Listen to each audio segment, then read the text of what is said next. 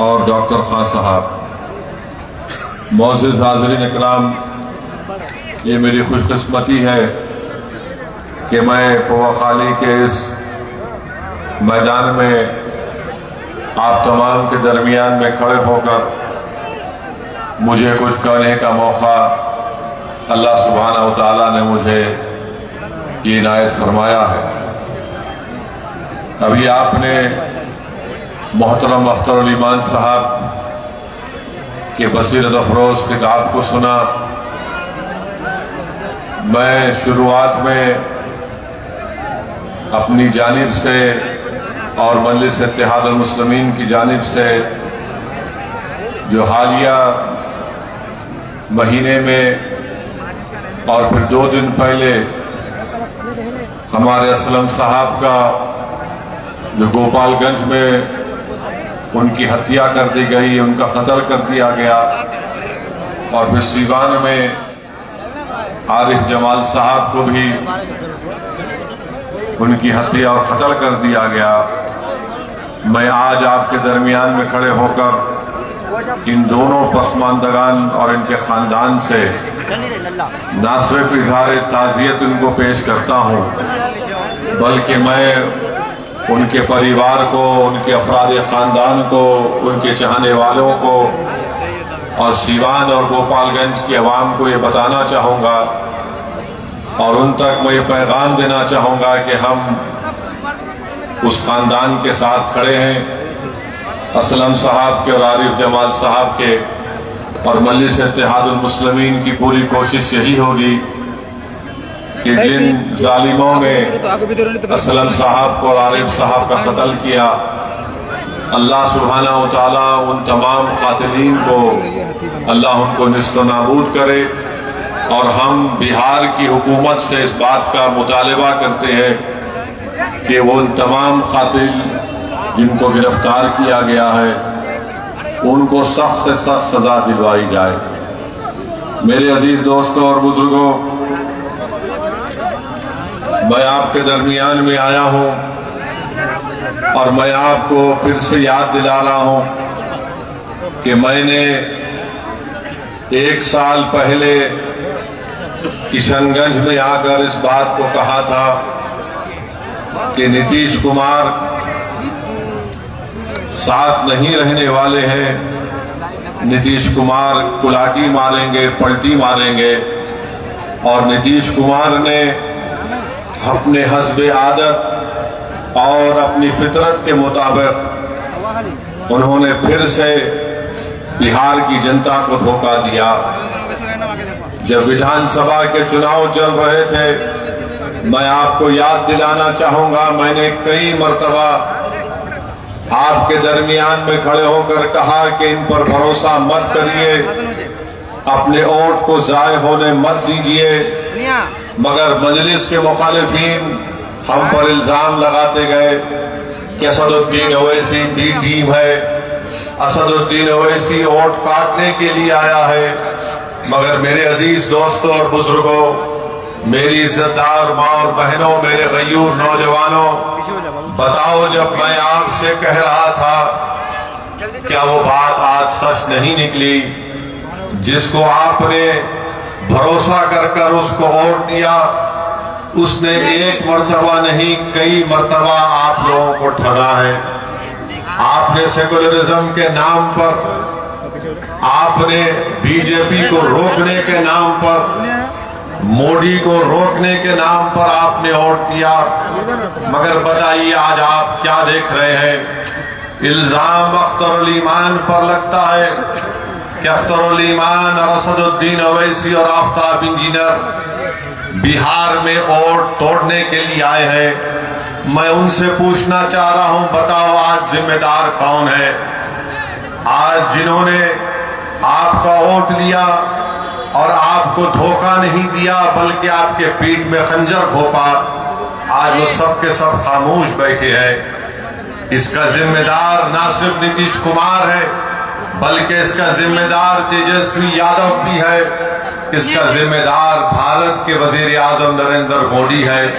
ये तमाम के तमाम तीनों पलटू मास्टर हैं, बोलते एक है और सत्ता के लिए कुछ भी कर जाते हैं। अगर हम चुनाव लड़ते हैं तो हम पर इल्जाम लगा दिया जाता है, मगर आज बिहार में बीजेपी अगर सत्ता में है तो इसका जिम्मेदार ना सिर्फ नीतीश कुमार है, बल्कि इसका जिम्मेदार तेजस्वी यादव भी है कि आपने आज बिहार की जनता पर बीजेपी को मुसल्लत करके रख दिया।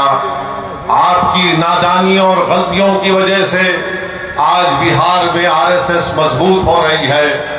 हम चुनाव लड़ते हैं तो हम पर उंगलियां उठाई जाती हैं, इल्जामात लगाए जाते हैं, मगर बताओ आज बिहार में अगर बीजेपी की सरकार बनती है तो इसका जिम्मेदार क्या अख्तरुल ईमान असदुद्दीन ओवैसी है। हमारे 4 विधायक को इन्होंने तोड़ लिया। आपने मजलिस के उम्मीदवार को आपने अपने वोट और दुआओं से कामयाब किया। मजलिस के 4 विधायक को तोड़ा, ये बोलकर तोड़ा कि हम बीजेपी को रोकेंगे। बताओ तुमने क्या बीजेपी को रोका? तुम सिर्फ अपनी अना की तस्कीन के लिए तुमने मजलिस के 4 विधायक को तोड़ा। तुम नफरत करते हो कि सीमांचल की सरजमीन से एक गरीब और मजलूमों की एक सियासी लीडरशिप जो भर रही थी, तो तुम ये नहीं चाहते थे कि सीमांचल की जनता से इंसाफ हो।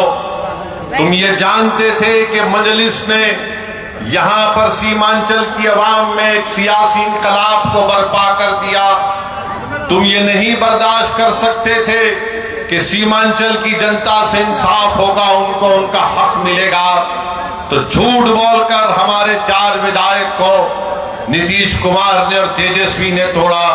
अब बताओ वो 4 विधायक की क्या अहमियत है वहां पर? ना तो वो मुंह खोल सकते हैं, ना तो वो बगैर इजाजत के बैठ सकते हैं, ना तो वो बगैर कुछ सोचे समझे, इनके पास कुछ है ही नहीं। मगर मजलिस ने जो सीमांचल की सरजमीन पर जो एक सियासी इनकलाब को बर्पा किया, तो ये बात ना मोदी को पसंद आई, ये बात ना तेजस्वी को पसंद आई, ना ये बात नीतीश कुमार को पसंद आई। वो हरगिज नहीं चाहते कि सीमांचल से आपकी एक सियासी क़ियादत उभरे। वो हरगिज ये नहीं चाहेंगे कि बिहार में आपकी सियासी क़ियादत उभरे। बिहार में ये पैगाम दे दिया गया, बिहार में भाई साहब रुकिए, बिहार में सिर्फ यही चाहते हैं कि यादवों का नेता हो, कोई गुनाह नहीं है। बिहार में कुर्मी कुशवाहा का नेता हो, कोई गुनाह नहीं है। बिहार में भूमिहार का नेता हो, कोई गुनाह नहीं है। बिहार में अपर कास्ट का नेता हो, कोई गुनाह नहीं है। गुनाह उस वक्त हो जाता है जब गरीब और मजलूम मुसलमान खड़ा हो जाता है। तो चाहे मोदी हो, तेजस्वी हो, नीतीश कुमार हो, वो इस बात पर मुत्तफिक है कि सीमांचल से इंसाफ नहीं करेंगे और कभी भी आपकी सियासी लीडरशिप को भरने दिया जाएगा। इसीलिए धोखा देकर, आपकी पीठ में खंजर मारकर, आपके वोटों से मुंतखब शुदा, आपकी दुआओं से मुंतखब शुदा 4 विधायक को उन्होंने खरीद लिया। अब बताइए कौन जिम्मेदार है अगर आज बिहार में बीजेपी की सरकार है? तेजस्वी से पूछेंगे तो तेजस्वी बोलेंगे चाचा हमको छोड़कर चले गए। नीतीश कुमार से पूछेंगे तो अल्फाज चाप चाप कर बोलेंगे हम मर भी गए तो नहीं जाएंगे, अब कह रहे हैं कि हम यहीं रहेंगे। यानी नीतीश कुमार, अगर गिरगुट और नीतीश कुमार को सामने रखा जाए तो गिरगुट कहेगा कि मुझे इससे शर्म आती है। इतना रंग बदलते हैं नीतीश कुमार। सुबह में जो बोलेंगे शाम तक चाचा पलट जाएंगे। अरे जब तुम सत्ता में तेजस्वी चाचा के साथ आ गए तो बड़ा हाथ पकड़कर चल रहे थे, गले मिल मिल कर बोल रहे थे कि हम ये कर देंगे। बताओ फिर क्या हुआ? क्या सीमांचल की जनता से इंसाफ हुआ? क्या सीमांचल में यहाँ पर आप ही के इस विधानसभा में यहाँ पर 2 अनुमंडल की जरूरत थी, क्या एक अनुमंडल खुला? 10वीं जमात के इम्तिहानात चल रहे, हमारे बच्चों को तकलीफ होती है, यहाँ की जनता को तकलीफ होती है, मगर सिर्फ खेल सत्ता का है और सिर्फ कोशिश यही होगी कि कहीं से भी किधर से भी सीमांचल की जनता से इंसाफ ना हो। मैं पहले भी आपसे कहा हूं और आज फिर कह रहा हूं मेरे भाई, जब तक अल्लाह असदुद्दीन ओवैसी को जिंदा रखेगा मैं सीमांचल की लड़ाई लड़ता था, लड़ रहा हूं और इंशाअल्लाह ताला लड़ता रहूंगा। सीमांचल की आवाज कभी खत्म होने वाली नहीं है। अगर तेजस्वी और नीतीश ये समझते हैं कि हमारे 4 विधायकों को तोड़कर तुमने सीमांचल की आवाज को खत्म करके रख दिया, मैं बताना चाह रहा हूं नरेंद्र मोदी को, नीतीश कुमार को, तेजस्वी को, सीमांचल की आवाज कभी खत्म होने वाली नहीं है। तुम तीनों इस बात को सुन लो, जब 2024 के लोकसभा के सीमांचल की जनता इंशाअल्लाह ताला अख्तरुल ईमान को यहां से अपना एमपी बनाकर लोकसभा में भेजाएगी और अख्तरुल ईमान सीमांचल जिंदाबाद का नारा लगाएगा, लोकसभा में सीमांचल के इंसाफ की बात करेगा। अरे बताओ तुम कब तक धोखा दोगे सीमांचल की आवाम को? तुमने क्या किया? बोलते हैं कि हमने विकास किया। बताओ, वो उर्दू टीचर का मसला 2012 से चल रहा है, तुमने कौन सा विकास किया हमको बताओ। तुमने क्या उर्दू टीचर को भर्ती किया? नहीं किया आपने। मेरे भाई, आज आप देखते हैं कि देश में, मुल्क में किस तरह का माहौल है। फिरका परस्ती अपने अरूज पर है। नरेंद्र मोदी ने भारत की राजनीति से मुस्लिम अकलियत को बिल्कुल ही दूर करके रख दिया। आपकी आवाज कहां है बताओ? आपकी आवाज कहां पे आपको नजर आती है?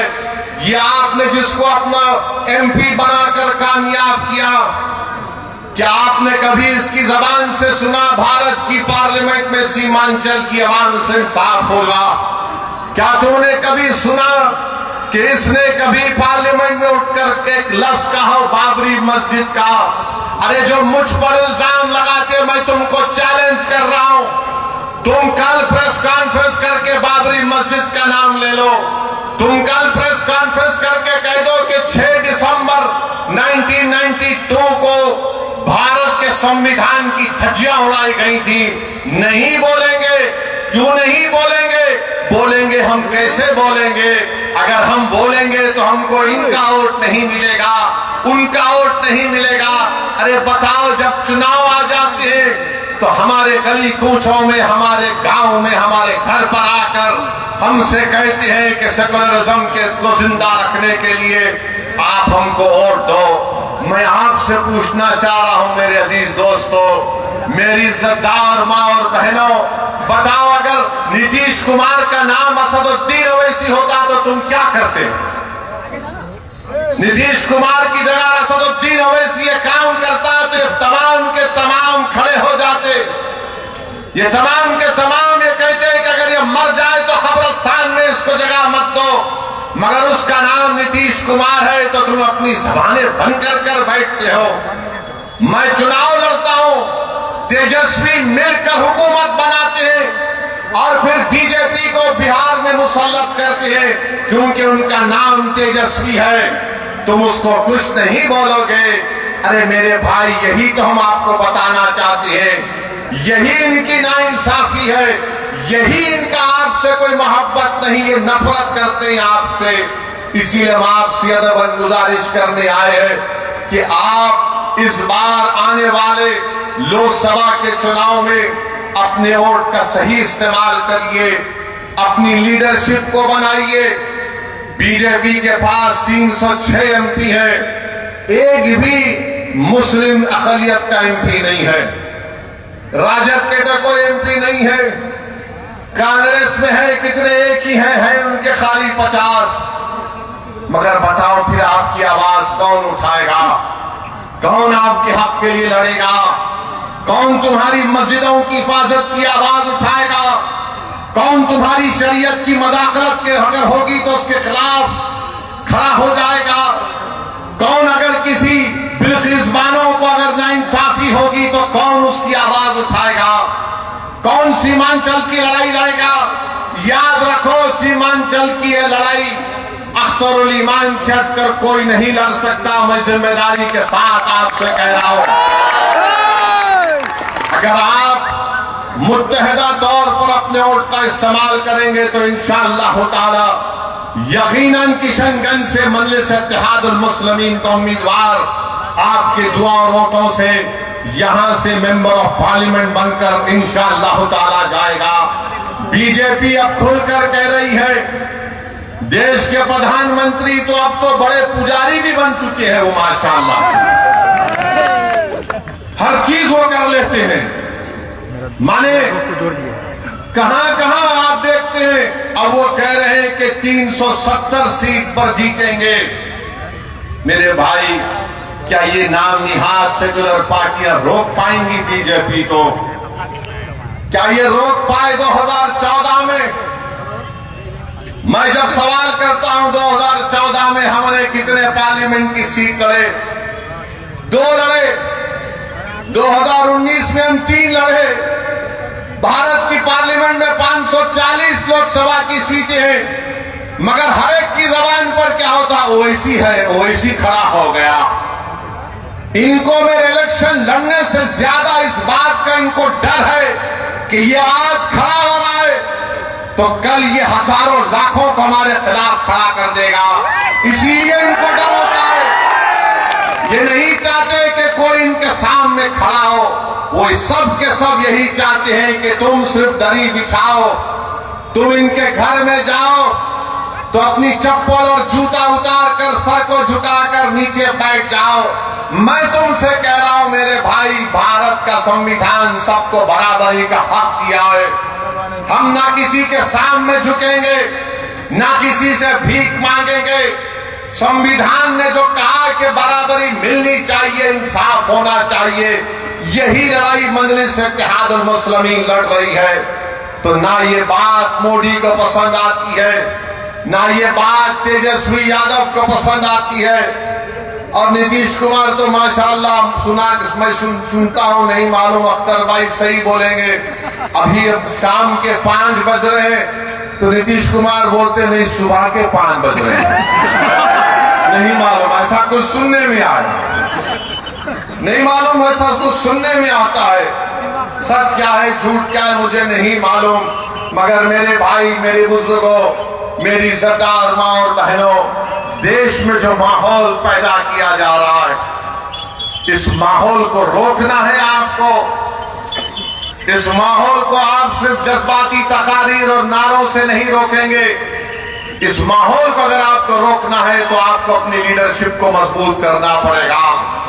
ये जो नफरत का माहौल पूरे देश में पैदा कर दिया गया कि अगर कोई तकरीर करता है मौलाना, कोई शेर पढ़ता है मौलाना, तो उठाकर उसको जेल में डाल दिया जाता है।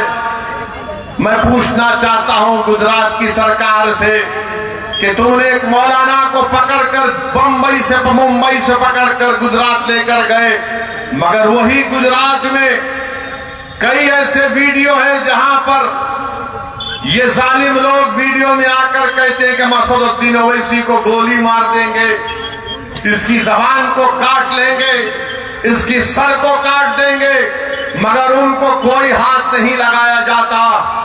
मगर कोई एक शेर पढ़ देता है तो उस अशार के गलत माने निकालकर मुंबई से मौलाना को लेकर चले जाते हैं। 3 मुकदमे उन पर बुक कर दिए जाते हैं। मगर हम बीजेपी के लोगों से कहना चाह रहे, तुम क्या कर सकते? तुम सिर्फ जानी तो ले सकते हो ना, तुम जानी तो ले सकते हो और क्या कर सकते हो? अगर मेरे मुकद्दर में जो लिखा अल्लाह ने लिख दिया वो तो पूरा होकर रहेगा, मगर जब तक हम जिंदा रहेंगे हम बातिल को बातिल कहेंगे, हम बातिल से समझौता नहीं करेंगे, हम बातिल को खुश करने के लिए अपनी पॉलिसी को लचकदार नहीं बनाएंगे। हमारा काम यह है मेरे अजीज दोस्तों और बुजुर्गों कि हम हक को कामयाब करें, और हक की कामयाबी का राज आपका इत्तेहाद है। याद रखिए, कब तक आप सेकुलरिज्म के नाम पर ठगे जाएंगे, कब तक आप सेकुलरिज्म के नाम पर इनको वोट देंगे और वो बीजेपी को बिहार में सत्ता देंगे। मैंने 2015 में भी कहा था तुमसे मगर तुमने मेरी बात पे यकीन नहीं किया। मैंने 2019-20 में भी कहा था, मगर आपने मेरी बात को नहीं समझा। कम से कम अब तो समझ जाओ। याद रखो, तुम अपने मुकद्दर के फैसले कर सकते हो। तुम में इतनी ताकत है कि मुस्तकबिल में तुम्हारे हक में जो फैसले लिए जाएंगे तुम खुद उसको कर सकोगे। अगर आज आप मुत्तहिद होकर अपने वोट का इस्तेमाल नहीं करेंगे तो नुकसान आपका होगा, नुकसान सीमांचल की गरीब जनता का होगा। ये आवाज को उठना चाहिए मेरे अजीज दोस्तों और बुजुर्गों। आप देखते हैं कि भारत की पार्लियामेंट में हर मसले के ऊपर मजलिस इत्तेहादुल मुस्लिमीन के अरकान पार्लिमान अपनी आवाज को उठाते हैं। किशनगंज में अलीगढ़ मुस्लिम यूनिवर्सिटी का मसला मजलिस के एमपी उठाते हैं। मसाजिद का मसला 500-600 साल की मेहरौली की मस्जिद को शहीद कर दिया गया। क्या आपके किशनगंज के कांग्रेस के एमपी ने मुंह खोला? नहीं बोल सके। किसने बोला? मजलिस इत्तेहादुल मुस्लिमीन ने उसकी आवाज उठाई। आप देखते हैं बिल्किस बानो का मसला हुआ, किसने पार्लियामेंट में उसका मसला उठाया? मजलिस ने उसको आवाज उठाई इंसाफ के लिए। तो मेरे अजीज दोस्तों और बुजुर्गों, मेरी आपसे सिर्फ यही अपील है कि आने वाले लोकसभा के चुनाव में आप मुत्तहदा तौर पर एक अच्छा फैसला लीजिए। हम भी नहीं चाहते कि बिहार में बीजेपी और नीतीश कुमार के एमपी कामयाब हो जाएं। हम तो शुरू से कोशिश कर रहे रोकने की, मगर जो लोग आपका वोट लेकर मोदी के गोद में बैठकर चाय पीती है, कभी आप इनसे भी तो पूछो कि तुमने हमारा वोट लेकर तुमने कैसे बीजेपी को सत्ता दे दी बिहार में। मेरे अजीज दोस्तों और बुजुर्गों, आप देख रहे हैं कि कैसे किस तरीके से कभी हमारी मसाजिद को निशाना बनाया जाता है, कभी शरीयत में मदाखलत की बात की जाती है। उत्तराखंड में यूनिफॉर्म सिविल कोड का एक नाम से बिल ला दिया गया, वो यूनिफॉर्म तो है ही नहीं। अब नहीं मालूम नीतीश कुमार क्या करने वाले हैं। बीजेपी के साथ मिलकर बैठे हैं। यहाँ पर फसाद हुआ था 1 साल पहले, 100 साला मदरसे को जला दिया गया। मैं तुमसे पुकार कर कह रहा था, कहाँ है वो सेकुलरिज्म के दावे करने वाले? कहाँ है तेजस्वी यादव? 100 साल के मदरसे को जला दिया गया, कोई आवाज नहीं उठी। एक 12 साल के बच्चे को सीवान में पकड़कर उसको 8 दिन जेल में डाल दिया गया, किसी ने आवाज नहीं उठाई। मैं कह रहा था, पुकार रहा था। मेरे भाई याद रखो, अगर तुम्हारे लिए कोई लड़ने वाला नहीं होगा तो जुल्म जारी रहेगा। हमारे वतन अजीज की हकीकत यही है कि जब तक तुम्हारी आवाज नहीं होगी तुम्हारा कोई पुरसाने हाल नहीं हो सकता है। जब तक तुम्हारा नेता नहीं होगा कोई तुम्हारा काम नहीं कर सकेगा। आप बताइए, इतनी बड़ी तादाद में सर्वे हो गया, का सेंसस हुआ, जो अख्तर भाई ने मुझे यहां पर बताया कि इतना बड़ा सर्वे यहां पर हुआ सुरजापुरी बिरादरी का। अख्तर भाई ने बताया कि सुरजापुरी बिरादरी 24 लाख है और उनको नौकरी मिलनी चाहिए 38,000 के करीब, और उनको नौकरी मिली सिर्फ 15,350। क्या सुरजापुरी भाइयों ने कि फिर फैसला कर लेंगे कि तुम इनको वोट दोगे? सोचो आपको मैं बुरा लगता हूं ना इनकी मेरी बात बुरी लगती है, तो ये तो गवर्नमेंट कह रही है। ये मैंने अपने घर से बनाकर नहीं लाया हूं, ये बिहार सरकार का डेटा आदादोशुमार है। हमारे शेरशाहवादी भाई जिनकी आबादी 13 लाख है, उनको नौकरी मिलनी चाहिए 20,421 और नौकरी उनको मिली सिर्फ 5,734। मैं हमारे गयूर शेरशाहवादी भाइयों से पूछना चाह रहा हूं, तुम किसको अपना जिम्मेदार खड़ा करते हो? मेरे भाई कुलैया भाइयों की आबादी 12 लाख है, उनको नौकरी मिलनी चाहिए 12,904 और नौकरी मिली 6,750। अब कौन क्या करोगे तुम? ये जो दलाल फिरते हैं हमारी कौम के दलाल, अरे के घर में बैठ जाओ। बरसों से धोखा दिया गया है, बरसों से धोखा दिया गया। ये मैं नहीं कह रहा हूं, बिहार सरकार कह रही है। सुरजापुरी बिरादरी को नौकरी नहीं मिलेगी तो सेकुलरिज्म की कामयाबी है। शेरशाहबादी को नौकरी नहीं मिलेगी तो क्या मोदी को रोका जा रहा है? कुलहिया बिरादरी को हिस्सा नहीं मिल रहा है मगर तेजस्वी मुख्यमंत्री बनेगा? अगर अभी भी तुम्हारे दिलों में जो है तो सोचो कि किससे धोखा हो रहा है। और तुम्हारा मगर राज किसी और का हो रहा है।